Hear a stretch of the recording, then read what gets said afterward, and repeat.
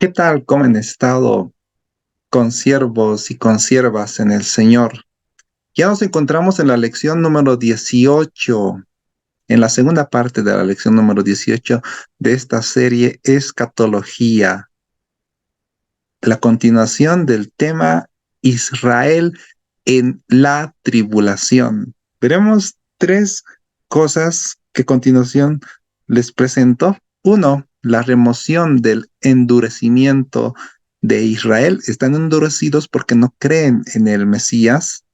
Por otra parte, veremos los dos testigos dentro de la gran tribulación, y estos dos testigos son judíos o van a ser judíos. Y en tercer lugar, si Elías vendrá otra vez. Elías, hay una postura que dice que no vendrá otra vez. La segunda postura es, Elías vendrá personalmente y ministrará otra vez.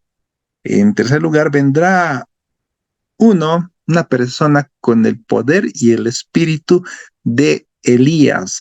Y vamos a estar viendo esos tres aspectos. Sin embargo, yo te pido que no te olvides suscribirte si aún no estás suscrito al canal. Y si estás suscrito al canal, dale like al video para que el algoritmo de YouTube nos siga promocionando en esta clase de estudios bíblicos y así sigamos difundiendo la palabra del Señor. Comenzamos con nuestra segunda parte de la lección número 18 que titula Israel en la tribulación.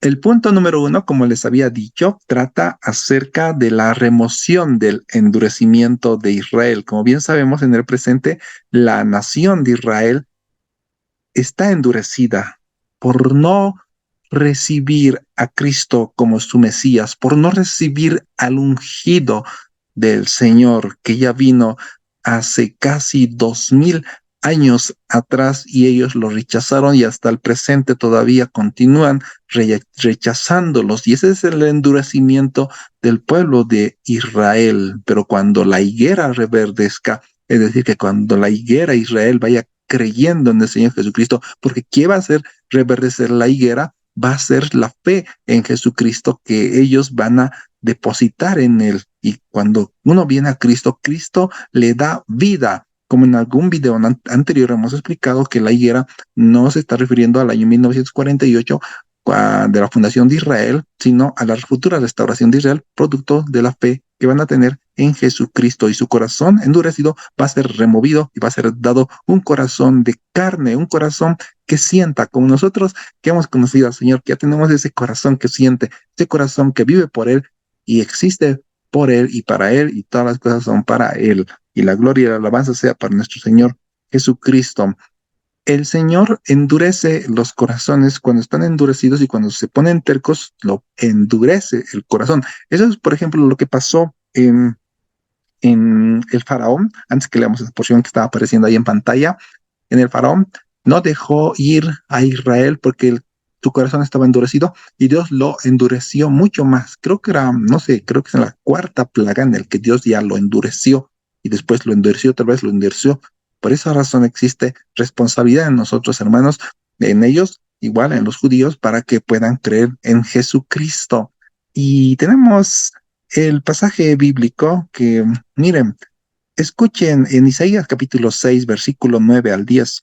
Escuchen bien, pero no entendáis. Ved bien, pero no comprendáis. Engorda el corazón de ese pueblo, hazle duro de oídos y pégale los ojos, no sea que vea con sus ojos y oiga con sus oídos y entienda con su corazón y se convierta y se le cure. Si todos nosotros vamos a ver estas profecías que se estaban anunciando, era a un pueblo que ya su corazón estaba endurecido, y por esa razón el Señor lo endurece mucho más cuando uno se pone necio o terco y no quiere creer a la palabra de Dios y no quiere creer en el Señor Jesucristo. Por esa razón vemos que el corazón de Israel está endurecido en el presente, y está endurecido en parte, porque vamos a leer en Romanos capítulo 11, versículo 25. Miren, que dice que está endurecido en parte, y nosotros no tenemos que jactarnos diciendo que somos mejores que los judíos, porque ellos van a ser restaurados en un tiempo futuro. Nosotros, los gentiles, hemos sido injertados al buen olivo. Y vean lo que dice San Pablo en capítulo Romanos, capítulo 11, versículo 25. Pero no quiero, hermanos, que ignoréis este misterio para que no seáis arrogantes en cuanto a vosotros mismos, es decir, que nosotros no seamos arrogantes nosotros mismos, decir, los judíos son los que mataron a Jesús, y se les acusa a los judíos como los deicidas, aquellas personas que mataron a Jesucristo. Si bien es cierto que lo entregaron, no todos, pero los entregaron las autoridades judías. No tenemos por qué nosotros decir que somos mejores que ellos, porque están solamente endurecidos en parte, y eso es un misterio que Dios lo tenía reservado en el Antiguo Testamento para que nosotros los gentiles pudiéramos entrar en el programa de Dios. Y no seáis arrogantes en cuanto a vosotros mismos, que ha acontecido a Israel endurecimiento, que dice, en parte, hasta que haya entrado la plenitud de los gentiles, o sea, su corazón va a estar endurecido en parte hasta la que haya entrado la plenitud de los gentiles. Y ese hasta es cuando van a ser ellos restaurados por la fe en Jesucristo. Ahora, te deben preguntar a ustedes, ¿qué es el, la plenitud de los gentiles? Lo vamos a explicar más adelante. Antes, no olvides suscribirte, dale like al video para que YouTube nos siga promocionando esta clase de estudios bíblicos. Vamos a diferenciar esto de la plenitud de los gentiles, porque en este momento estamos enfatizando acerca de el endurecimiento de Israel en parte. ¿Por qué? Porque ellos no creen en el Señor Jesucristo en el presente. Miren, que cuando venga Cristo, Israel va a cobrar vida, porque en Cristo está la vida eterna. Jesús dijo, yo soy el camino, la verdad y la vida. Cuando crean en el Señor Jesucristo, ellos serán restaurados. Y miren, por eso le coloqué esta imagen. Cuando Israel vaya a ser restaurado por la fe en Jesucristo, miren, ahí hay juegos artificiales, así toda una fiesta, porque el Mesías habrá llegado a Jerusalén y reinará desde Jerusalén hacia todo el mundo, y el tercer templo judío se establecerá en aquel lugar. Y entremos a la era milenial. El endurecimiento de Israel es en parte. Hay todavía futuro para Israel. Israel no ha sido desechado por el Señor, sino continúa en el programa del Señor. La remoción del endurecimiento de Israel. Este endurecimiento del cual estamos hablando es un endurecimiento particular en misterio. Un misterio, según el uso escriturario de la palabra, se refiere a algún programa divino que no podía conocerse y no se hubiera conocido a menos que hubiera sido revelado a los hombres por Dios. El hecho de que este endurecimiento es un misterio indica que es una clase de endurecimiento hasta ahora no revelado. Este endurecimiento lo conocemos en el presente por el Nuevo Testamento, y tiene dentro de ese endurecimiento hay un paréntesis en el que nosotros los gentiles entramos a ser parte del olivo. Nosotros que éramos olivos silvestres gentiles hemos sido insertados en el buen olivo. Entonces Dios tenía un plan también para los gentiles, no solamente para los de la nación de Israel, sino para los gentiles, para todos los que vayamos a creer en el Señor Jesucristo. Y también ellos, dice que cuando vino Jesucristo, vino a ellos, pero los suyos le rechazaron. Y en este caso la mayor parte del cristianismo somos gentiles, pero eso no tiene que llevarnos a enorgullecernos y menospreciar a los judíos que tienen el corazón endurecido en parte, como lo hemos leído en Romanos capítulo 11, versículo 25. Remoción del endurecimiento de Israel. La naturaleza de este endurecimiento se revela. La palabra porosis significa endurecimiento, literalmente significa cubierto con un callo o una dureza, y viene de un verbo que significa cubrir con una gruesa piel, endurecer cubriendo con un callo. Así se encuentra el corazón de Israel en el presente, porque ellos no creen en Jesucristo como el Mesías, como el ungido que ya vino. Remoción del endurecimiento de Israel. San Pablo dice que este endurecimiento es en parte. Se notará que hay un tiempo definido en el que el endurecimiento será quitado. resultado de la nación de Israel. Finalmente, el tiempo de la remoción de este endurecimiento se declara en la frase ¿hasta cuándo? Hasta que haya entrado la plenitud de los gentiles. Ahora, ¿qué es la plenitud de los gentiles? Se nos está preguntando. No tenemos que confundir la plenitud de los gentiles con el tiempo de los gentiles, que casi parece lo mismo, pero no es lo mismo. La plenitud de los gentiles es cuando el último gentil vaya a creer en Cristo y sucederá en ese momento la remoción de la iglesia y entonces Dios comenzará a tratar con su programa nuevamente con la nación de Israel. El tiempo de la plenitud de los gentiles es cuando el último gentil va a creer en Jesucristo. Esto es que hay un número de personas que van a creer en Jesucristo y se va a cumplir la plenitud de los gentiles. Y no confundamos con lo que estamos viendo en pantalla, el tiempo de los gentiles, la remoción del endurecimiento de Israel. En San Lucas 21-24, Cristo se refirió a los tiempos de los gentiles. Este es diferente, no es la plenitud de los gentiles, sino es el tiempo de los gentiles. Y dijo que continuarían los tiempos de los gentiles hasta tanto que Jerusalén fuese hollada por los gentiles. La referencia de Lucas es a la dominación política de Jerusalén por los gentiles, que comenzó, ¿cuándo comenzó el tiempo de los gentiles? En el año 586, cuando Nabucodonosor los deportó a Babilonia y destruyó la ciudad de Jerusalén y destruyó también el templo judío. A partir de ahí, Israel está pasando de mano en mano.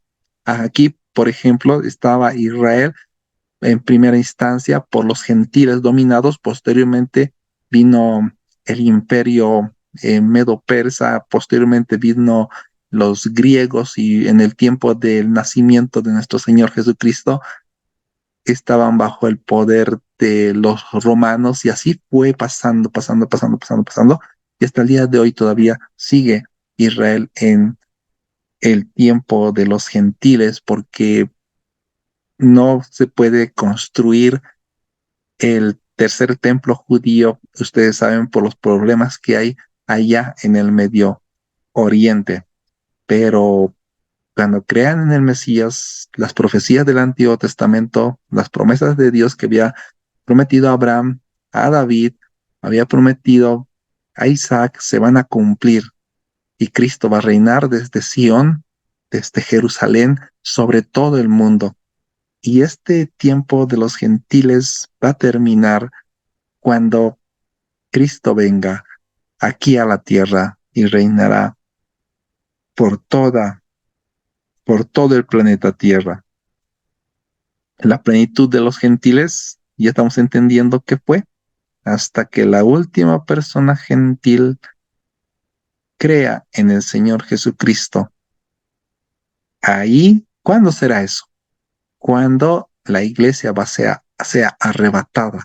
En otras palabras, estamos diciendo que hay un creer de los gentiles que va a llegar en algún momento y va a ser arrebatada a la iglesia. Cuando hay un límite de personas que van a creer en Jesucristo y cuando ese límite de personas que van a creer en Jesucristo antes de la tribulación, el último que cree y sucede el arrebatamiento de la iglesia. Pero todavía hay esperanza porque en la tribulación igual muchos van a conocer a Jesucristo. Muchedumbres de personas van a creer en Jesucristo. Pero eso ya lo vamos a ver en otro tema. Sí, para que ustedes no digan que, no, que solamente el número limitado, evidentemente esto está refiriéndose hasta que el último gentil crea en Jesucristo y la iglesia va a ser arrebatada, pero después van a poder seguir creyendo en el periodo de la tribulación, porque todavía hay salvación, va a haber salvación en aquel tiempo. Desde el punto de vista escatológico, el punto importante es que la plenitud de los gentiles llegará a su fin antes que terminen los tiempos de los gentiles. Parece claro que la plenitud de los gentiles llegará abruptamente a su fin cuando la iglesia será arrebatada. Y ahí se cumplirá la plenitud de los gentiles, más el tiempo de los gentiles todavía va a continuar hasta la segunda venida de Cristo, hasta ahí. Y después va a terminar y Cristo va a reinar en Jerusalén y ya la ciudad de Jerusalén ya no estará siendo más pisoteada. A ver, vamos a ver en esta parte, hermanos, con las imágenes lo que está sucediendo, está en problemita. Aquí tenemos las otras imágenes, que esta es la segunda parte. Hemos visto la primera parte, que era la remoción del endurecimiento del corazón de Israel. Y luego dice que todo Israel será salvo.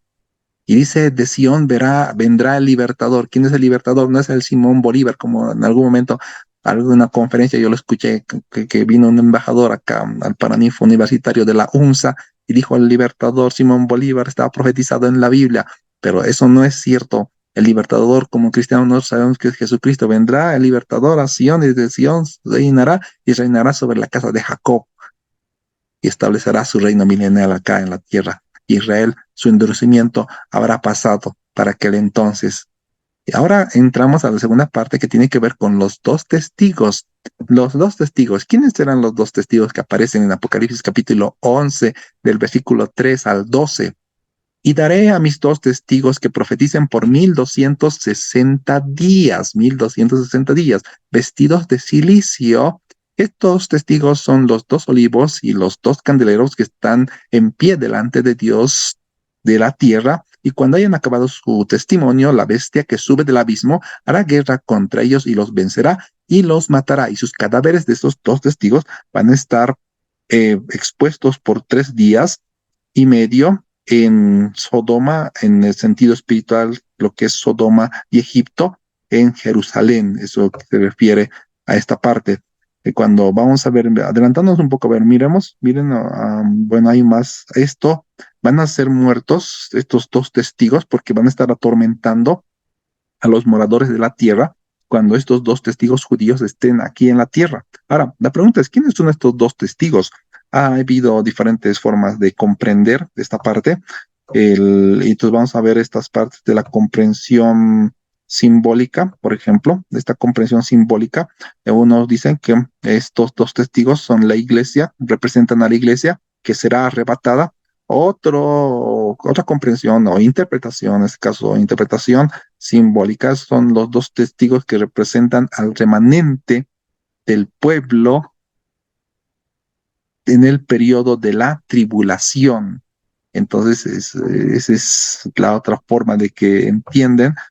Bueno, hay objeciones a esto, hay varias objeciones a estos puntos, aunque se reconoce el Apocalipsis efectivamente emplea símbolos. Parece un error, y es un error tomar todo lo que es revelado ahí como algo simbólico, porque cuando nos dices dos testigos, son dos testigos, y cuando hemos leído, por ejemplo, 1260 días, son 1260 días, y cuando habla acerca de 24 ancianos, son 24 ancianos. Cuando habla de dos testigos, son dos testigos. Cuando habla de 144,000, San Juan se está refiriendo a 144,000. Cuando habla de 1000 se está refiriendo a la cantidad numérica de 1000. Cuando San Juan en el libro del Apocalipsis no puede identificar el número exacto, dice muchedumbres, muchedumbres. Entonces no da una cifra exacta. En este caso sí da cifras exactas y no son cifras simbólicas, sino que son dos testigos que van a venir aquí a la tierra. Van a ser dos testigos que van a estar vestidos, judíos vestidos de silicio, es decir, vestidos de negro, como podemos ver allí en la pantalla. La interpretación simbólica, hay varias objeciones a estos puntos. En la primera objeción ya lo hemos presentado, la segunda objeción a esa interpretación simbólica, pero antes de que pueda leer esta parte, también la Iglesia Adventista del Séptimo Día, por ejemplo, alegoriza esta parte diciendo, espiritualizando los dos testigos, que un testigo es el Antiguo Testamento y el otro testigo es el Nuevo Testamento, y ambos testamentos son los dos testigos que testifican de Cristo. O sea, el mensaje sale bonito y sale muy interesante. Sin embargo, eso no es lo que dice la Biblia. La Biblia habla de dos personas literales, judíos, que van a venir y van a estar vestidos de silicio en el periodo de la tribulación. Entonces ahí tengamos que distinguir, estimados hermanos, cuando una persona inserta su interpretación y espiritualiza o alegoriza, o bueno, lo cuenta como ahí no hay forma de probar, porque cada uno, como hemos visto en las anteriores posiciones, uno decía que es la iglesia que es arrebatada, y el otro la iglesia, el otro testigo de la iglesia que se va a quedar en el remanente, en la tribulación. Y así podemos ya sacar otra conclusión, podemos hacer volar simplemente la imaginación y lo que puede salir. La objeción número 2: por cuanto los otros números de este pasaje se toman literalmente, lo que les había dicho, este número 2 debe tomarse también literalmente. Los 42 meses de Apocalipsis 11:2 y los 1260 días de Apocalipsis 11:3, y también los de los 1000 años del Apocalipsis capítulo 20, que se repite 1006 veces, se toman de una manera literal para que se entienda que describen, en este caso, la mitad del periodo de la 70ª semana de Daniel, es decir, los 1260 días, la mitad, que son 3 años y medio. La interpretación correcta es de esta parte, es la comprensión correcta de que ambos testigos son al mismo tiempo personas, de manera que su testimonio también va a cesar juntamente, los dos van a ser muertos, como dice Apocalipsis capítulo 11, versículo 7. Miren que están ahí. Y dice que para aquel entonces, mis estimados hermanos, las personas del mundo se van a alegrar y se van a enviar regalos al ver la muerte de estos dos testigos, porque dice que estos dos testigos habrán atormentado para aquel entonces a los moradores de la tierra. Los moradores de la tierra son aquellas personas que no quieren tener a Dios presente en sus vidas, y se van a enviar regalos por alegrarse al ver la muerte de los dos testigos, porque la bestia los hará matar, y estos testificarán de Cristo, y producto de su testimonio muchos igualmente conocerán al Señor, no solamente por ellos, sino también por los 144,000 judíos que van a estar predicando el evangelio del reino, de que el rey ya viene en el tiempo de la tribulación. En segundo punto, mientras una porción del remanente continúe, no habrá motivo para regocijarse. El regocijo viene por estos dos testigos en particular cuando hayan sido muertos, así como los dos olivos de Zacarías simbolizan a Zorobabel y a Josué. Así los dos olivos de Apocalipsis capítulo 11, versículo 4 simbolizan dos individuos literales. Sus milagros, su ministerio, su ascensión, todo indica como personas individuales. La comprensión literal de en este caso ya estamos pasando a quiénes podrían ser los candidatos de estos dos testigos, y estamos viendo ahora quiénes serán. Muchos dicen que Elías va a volver. Esa es una postura, que Elías retornará, y fue predicho en Malaquías capítulo 3 del 1 al 3, Malaquías 4, 5 al 6, que Elías vendrá antes de la segunda venida para preparar el camino del Mesías. En segundo lugar, Elías se argumenta que no experimentó la muerte física.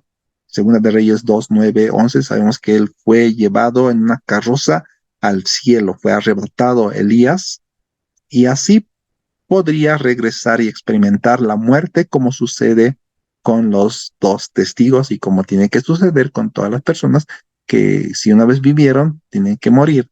Esa es la argumentación para decir que Elías va a tener que volver y va a tener que morir. En tercer lugar, lo que se encuentra ahí, los testigos tienen la misma señal que fue dada a Elías con respecto a la lluvia. Es decir, la lluvia no llovió por 3 años y medio.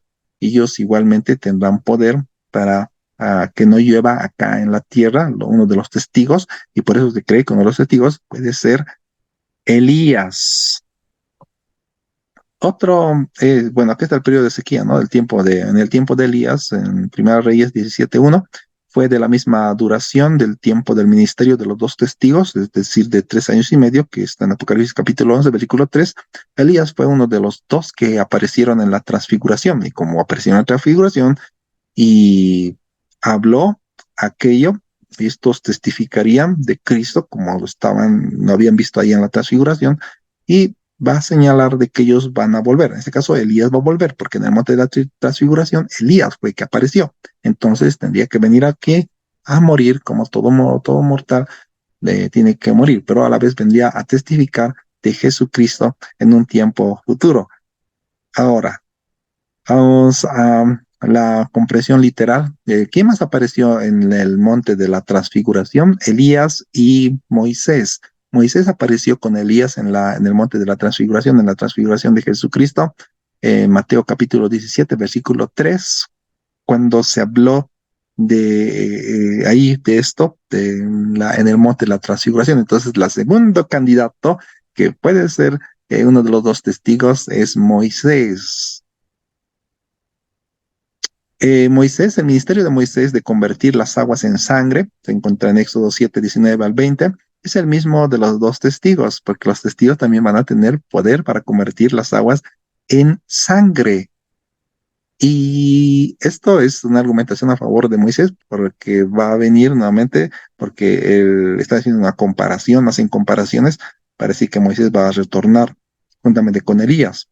Y requiere para eso, para que se convierta las aguas en sangre, la aparición de Moisés. Esa es la alegación por el cual dicen que Moisés va a volver. Aparte de que el cuerpo de Moisés fue preservado por Dios, como vemos en imagen, sabemos que dice que Dios mismo lo enterró, no sabemos dónde lo habrá enterrado, pero bueno, incluso hasta hay algunos que creen que ha resucitado, pero no, Moisés murió, simplemente es la vida que murió y no se sabe dónde Dios lo enterró. Y el cuerpo de Moisés fue preservado por Dios de manera que él puede ser restaurado, esa es la argumentación. De esa manera, la ley de Moisés y los profetas, o sea, Moisés se presenta a la ley y Elías se presenta a los profetas, es decir, la ley y los profetas testificarán unidos de Cristo, anunciando la venida del rey a esta tierra. Ese es el evangelio del reino. Entonces, miren que acá, así también muchos lo han comprendido y como encaja, hermanos, no encaja. Sin embargo, hay dificultades.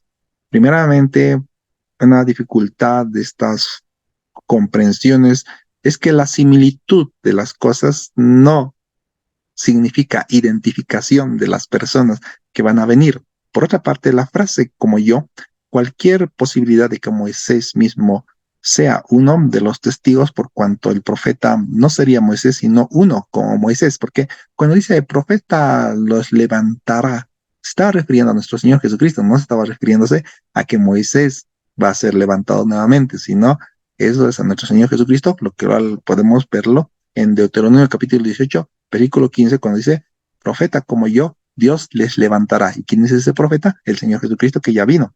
Una otra dificultad es, aunque la transfiguración se identifica con la era milenaria, porque vieron el reino de Dios, vieron la gloria de nuestro Señor Jesucristo cuando se transfiguró, en ninguna parte se identifica con el periodo de la tribulación ni con el misterio de los dos testigos.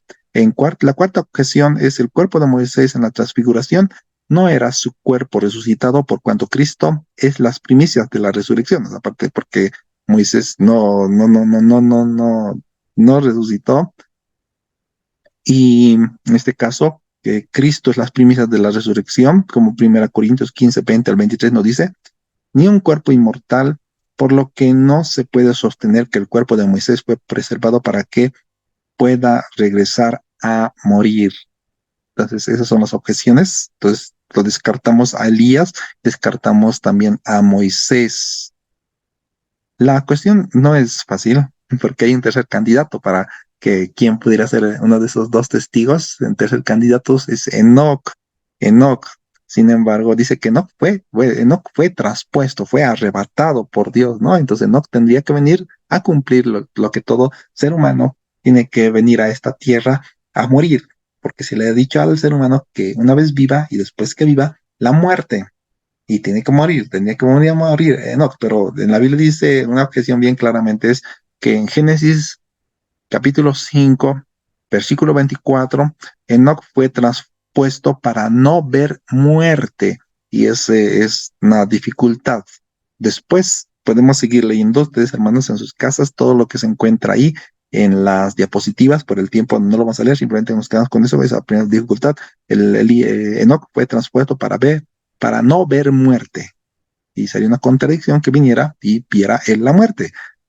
Ya, entonces acá Enoc como que también lo estamos descartando. La interpretación, dificultades de Enoc. Todavía continuamos con Enoc. Los argumentos que no, uno es que él fue traspuesto para no ver muerte, nuevamente se redunda sobre esa parte, y la comprensión literal, las dificultades de Enoc, de Elías y de Moisés ya lo hemos visto, y English en conclusión nos dice que él al final pues no sabemos quiénes son, no sabemos la identificación de estos dos testigos, eso pero no anula la comprensión literal de que dos testigos van a estar en esta tierra y van a ser judíos, esos dos testigos.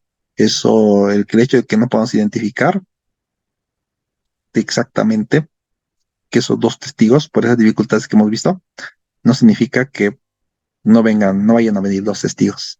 Eso estemos conscientes, mis estimados hermanos. ¿Y vendrá Elías otra vez? Este es un tema, pues unos dicen Elías no vendrá otra vez. Otros dicen Elías vendrá personalmente y ministrará otra vez, o sea, servirá otra vez.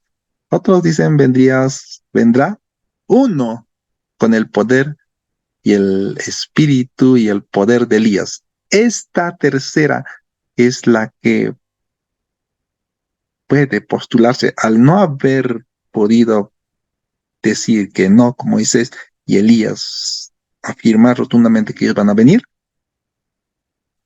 podemos decir esto: vendrá uno con el poder y el espíritu de Elías.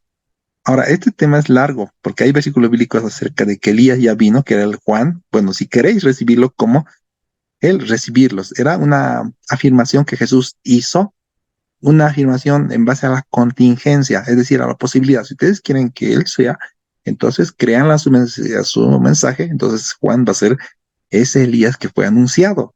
Pero los judíos no quisieron creer a Juan el Bautista ni a nuestro Señor Jesucristo. Por eso esa afirmación fue contingente en el que vamos a encontrar. Y acá ustedes lo pueden ir leyendo mucho más en estas diapositivas acerca de Elías, se tornará ese mismo Elías. Elías acá dice, no vendrá otra vez, no vendrá otra vez. Y Elías vendrá personalmente y ministrará por otra vez. Esta es la otra postura, que va a venir personalmente Elías y va a ministrar por otra vez. Pero también hay dificultades en cuanto a eso. En tercer lugar, esta es la postura, ¿no? Vendrá uno con con el espíritu y el poder de Elías. English escribe, el Señor les decía que si Israel hubiera estado listo y dispuesto a recibirlo a él, entonces él hubiera establecido el reino que les había ofrecido, y que en este caso el ministerio de Juan hubiera sido el cumplimiento de Elías profético. Por tanto, la profecía de Malaquías se refiere a uno que vendría con el espíritu y el poder de Elías, que no sería necesariamente que fuera el mismo Elías. Durante el periodo que precede a la segunda venida y antes del derramamiento de los juicios sobre la tierra, habrá un ministerio de uno que vendrá con el espíritu y el poder de Elías, que cumplirá esta profecía. Sobre esta parte, mis estimados hermanos, no podemos ser dogmáticos, pero va a haber dos testigos. De que va a haber, va a haber. Ahora, si ustedes postulan para uno, para otro, eso ya son posibilidades. Muchas gracias por su atención. Con esto hemos acabado el tema 18, Israel en la tribulación.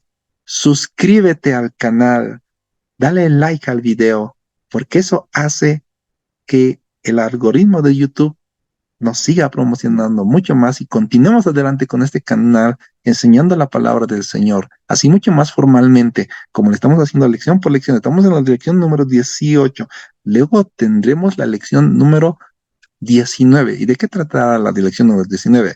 Eso tú lo vas a ver en el próximo video. Que el Señor les bendiga. Un fuerte abrazo a la distancia y los que están en invierno, pues abríguense, cuídense y simplemente eso por el día de hoy. Que el Señor les bendiga. Suscríbete, comparte y dale like al video.